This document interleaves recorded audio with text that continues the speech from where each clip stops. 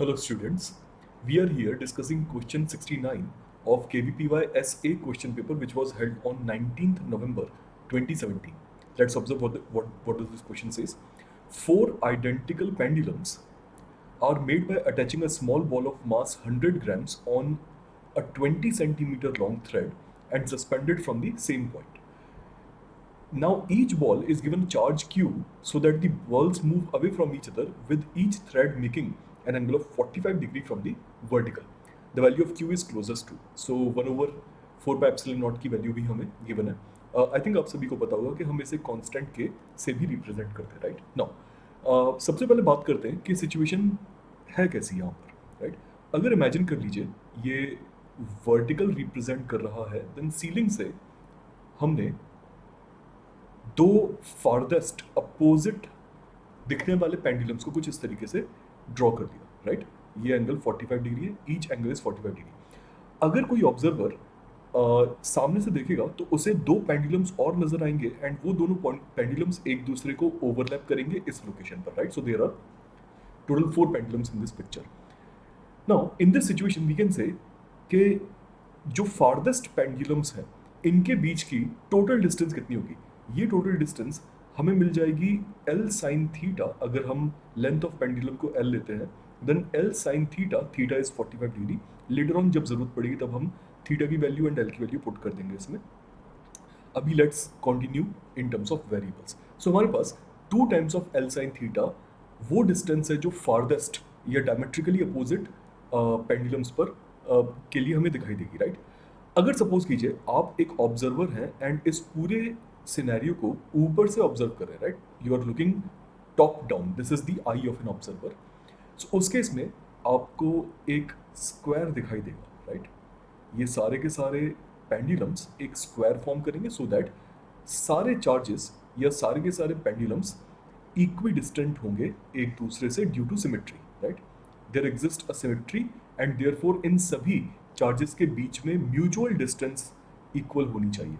Now as we have discussed earlier in this figure, जो ऊपर वाली फिगर है उसमें हम ऑलरेडी डिस्कस कर चुके हैं कि यहाँ पर जो डायमेट्रिकली अपोजिट चार्जेस हैं इनके बीच की distance L sin theta plus L sin theta यानी कि 2L sin थीटा है, राइट. एंड सेम कंडीशन यहाँ पर भी होगी. सो ये जो दोनों डायगोनल्स इनकी लेंथ है 2L sin थीटा, इसका मतलब ये भी L sin थीटा हुआ एंड ये भी L sin थीटा हुआ. Theta remember is 45 degree. So using Pythagorean theorem, Pythagoras theorem, we can say कि किसी भी दो consecutive चार्जेस के बीच में, एडजेसेंट चार्जेस के बीच में जो लेंथ आएगी वो L आएगी, राइट. आप पाइथागोरस थ्योरम लगा सकते हैं किसी भी एक राइट एंगल ट्रायंगल को यूज करके, आपको एडजेसेंट चार्जेस के बीच की डिस्टेंस L नजर आएगी, right. Now having said that, अब इसके बाद क्या कर सकते हैं, इसके बाद हम फोर्सेस के बारे में सोचेंगे. सो यहाँ पर हर चार्ज, हर कॉन्जिक्यूटिव चार्ज से फॉर एग्जांपल अगर हम इन दोनों चार्जेस की बात करते हैं तो इन दोनों के बीच में से F फोर्स आएगी कुछ इस तरह से, राइट. दूसरा जो एडजेसेंट चार्ज है यानी कि इस चार्ज एंड पहले वाले राइट टॉप कॉर्नर वाले चार्ज पर भी सेम फोर्स आएगी due to symmetry, right. And diametrically opposite जो चार्ज प्रेजेंट है यानी कि लेफ्ट बॉटम चार्ज, उसके कारण से लेट अस अज्यूम कि फोर्स आ रही है F dash. So let's do one thing, let's write down the values of these forces. So force F की वैल्यू हो जाएगी KQ square divided by L square, right. Whereas F dash की value आ जाएगी KQ square divided by 2 times of L sin 45 degrees whole squared, right. Now you can pretty much observe here कि L sin 45 1 by root 2 होता है. When multiplied by 2 ये value बन जाएगी KQ squared divided by root 2L whole squared, right. हम इसे अभी हाल फिलहाल के लिए यहीं पर ही ऐसे ही छोड़ देते हैं, इसे आगे यूज करेंगे. तो प्लीज ऑब्जर्व कीजिए जो राइट साइड में फिगर बना हुआ है वहां पर कि हमारे पास ये दो फोर्सेस हैं, राइट.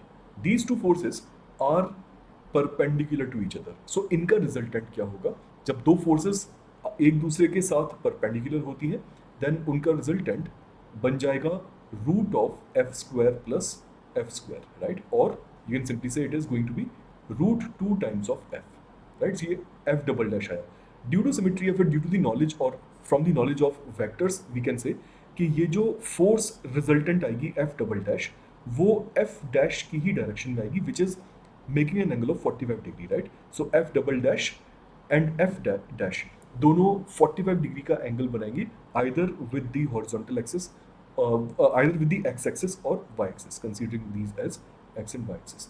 सो इसका मतलब ये हुआ कि इस पूरे सिस्टम की रिजल्टेंट फोर्स सिंपली हम magnitude wise F dash plus F double dash से रिप्रेजेंट कर सकते हैं, राइट? नाउ अगला पॉइंट जो हमें यहाँ पर एड्रेस करना है वो है टेंशन इन द स्ट्रिंग का. सो अगर हम फर्स्ट फिगर दोबारा से ऑब्जर्व करें तो आप देखेंगे कि इन सभी स्ट्रिंग्स के अंदर same value of tension force होगी. सो लेट अस अज्यूम के tension force due to symmetry is represented as T, right? Each and every bob is having a downward weight force which is mg.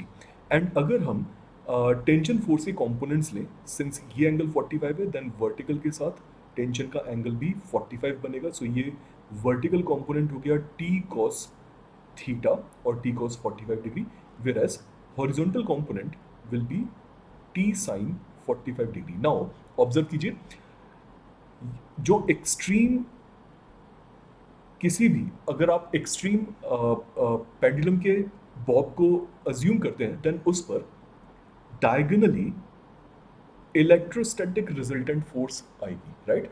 सो अगर यहाँ पर static equilibrium exist करेगा then F R की value, F resultant की value T sign 45 degree के बराबर होनी चाहिए, राइट? एंड एम जी की वैल्यू टी कॉस 45 डिग्री के बराबर होनी चाहिए, राइट? सो अगर हम इन दोनों इक्वेशंस को सॉल्व करें, से अगर हम इन्हें डिवाइड करते हैं then t cancels out, sin 45 divided by cos 45 will become 1, and from here we can simply say that fr will be equal to mg, right? हमें ऑलरेडी पता है fr की वैल्यू किस तरह से लिखी जाएगी. सो अगर हम fr की value that is f dash plus f double dash यहाँ पुट करें, so what is f dash? f dash is kq squared divided by root 2l whole squared, right? Plus f double dash. F double dash is root 2 times f. So ये आ जाएगा root 2 multiplied by f, which was kq squared divided by l squared. And इसकी value mg के बराबर होनी चाहिए, right? हमारा objective क्या है? q स्क्वायर की वैल्यू यहाँ से फिगर आउट करना. सो सबसे पहले एक काम करते हैं, LHS में से k Q square by L square common ले लेते हैं, हमारे पास बचेगा 1/2 plus root 2 and that will be equal to M G, right? Now Q square निकालने के लिए इस इक्वेशन को रीअरेंज कर लेते हैं. सो हमारे पास आ जाएगा M G L squared multiplied by 2. मैं यहाँ पर सिंप्लीफाई कर रहा हूँ एक साथ पूरी इक्वेशन को, right? I am skipping one step in between, मैं बीच में एक स्टेप स्किप कर गया हूँ. इन केस अगर आपको दिक्कत है तो प्लीज़ इसे अपने लेवल पर एक बार ऑब्जर्व कर लीजिए, सिंप्लीफाई कर लीजिए. सो फाइनली हमारे पास Q की वैल्यू आ जाएगी L times root of 2mg whole divided by K times 1 plus 2 under root 2, right? So this is the value of charge Q. Ultimately हमारे पास ये एक्सप्रेशन आएगा. एंड जब हम इस एक्सप्रेशन के अंदर Q की वैल्यू पुट करते हैं then finally option B becomes your correct answer. Calculation में आप सभी के लिए छोड़ रहा हूँ. It is not going to be a direct calculation, but yes, finally you will be getting an answer which is approximately 1.5 microcoulomb. Okay? I hope आप सभी को ये solution समझ में आया होगा. ऐसे questions को approach करने का क्या तरीका होता है, please इसे ध्यान रखिएगा, right? So before I leave, I would like to state that if you do not know about Vedantu Eklavya, then I would suggest please search about it on the Google. Best of luck.